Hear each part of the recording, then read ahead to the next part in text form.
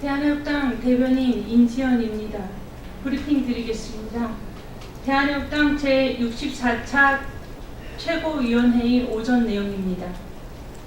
오늘 민감용 경찰청장 후보 청문회를 시작으로 애국의 길에 반하는 정부 부처들에 대응할 것. 오늘 국회에서 경찰청장 인사청문회가 있었습니다.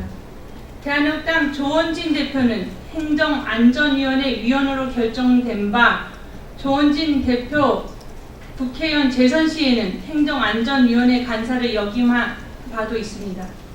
드루킹 사건, 선관위 선거법 관련 문제, 집회 문제 등 많은 사안들이 행정안전위원회 관할입니다.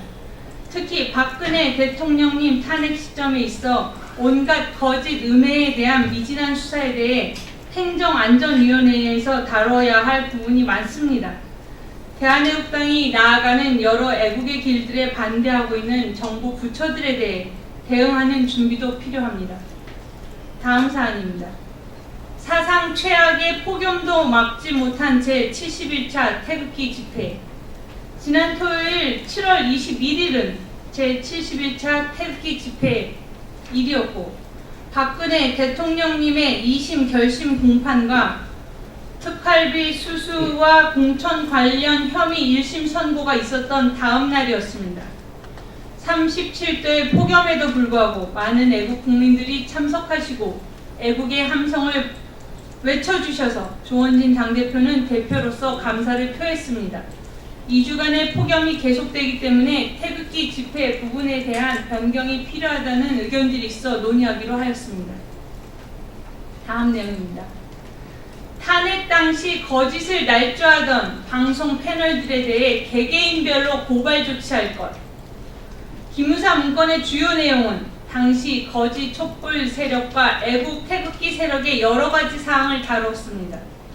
언론 방송들이 숨기며 태극기 집회에 대해 보도 방송하지 않았지만 결국 당시 태극기 세력의 숫자가 많았다는 결과가 나와 있습니다.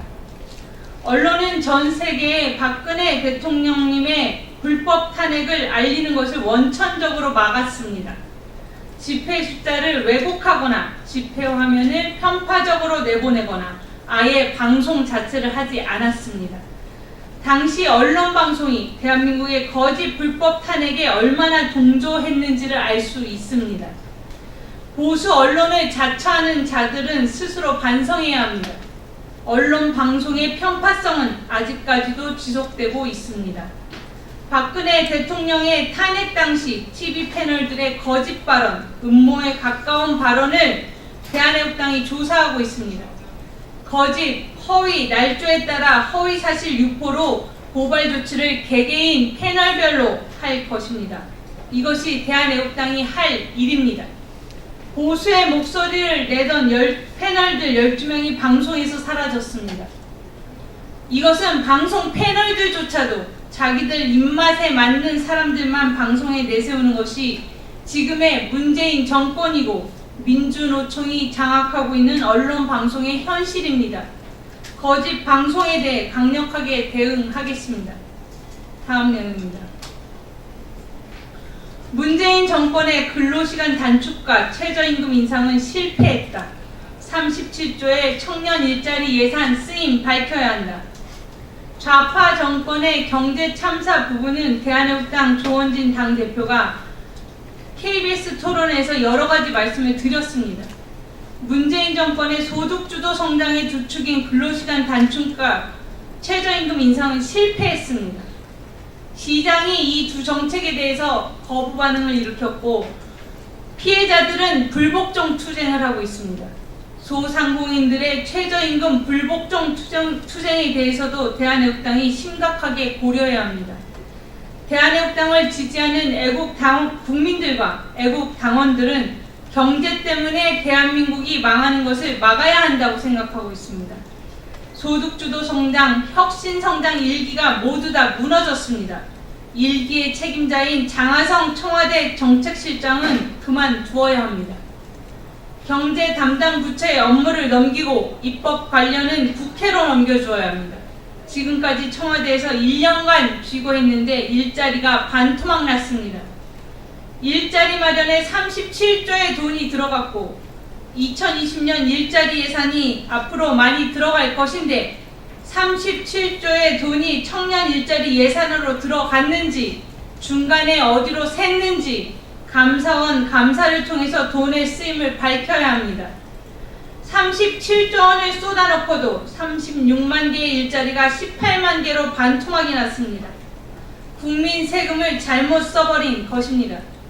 그러면 37조 원의 일자리 예산을 썼는데 일자리가 반토막 난 것은 국가 재정에 대한 심각한 손실이자 훼손입니다.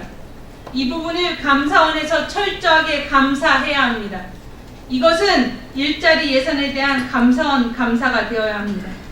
직접적으로 일자리에 들어간 예산은 반밖에 안 된다는 정보들이 있습니다. 감사원에서 이런 부분에 대해 철저한 감사가 필요합니다. 마지막 내용입니다. 대한민국 경제의 빨간불, 투자 반토막, 얼어붙은 소비, 대한민국 경제가 망해간다. 대한민국 경제의 빨간불이 켜졌습니다. 첫 번째, 투자가 반토막이 났습니다. 설비 투자는 3.3%에서 1.5%로 반토막 났습니다. 두 번째로 소비가 다 얼어붙었습니다. 종부세 등 부자 증세에 대한 부분에서 부자들에게 보복적으로 세금을 부과하는 문제가 생기면 전반적인 상황들에서 경제발전 가능성이 없어 소비가 움츠러들게 됩니다. 세 번째는 환율 인상 문제가 있습니다. 이것과 맞물려 대한민국 수출 증가율이 IT 수출 증가율을 제외하고 0%입니다. 증가율 0%는 처음 있는 일입니다. 미중 무역전쟁, 한미 FTA 등을 생각할 때 네 번째 빨간불이 켜진 것입니다. 또한 실질적인 법인 기업의 29%가 폐업, 100만 자영업자의 폐업 문제입니다. 이 5가지의 빨간불이 켜졌습니다. 그런데도 문재인 정권의 일기 경제정책을 고수하면 대한민국 경제가 망합니다. 이 문제에 대해서 대한애국당은 철저하게 주사파 좌파 정권에 대해 투쟁할 것입니다. 경제 참사의 피해자들과 연대하여 투쟁하겠습니다. 2018년 7월 23일 대한애국당 대변인 인지연이었습니다.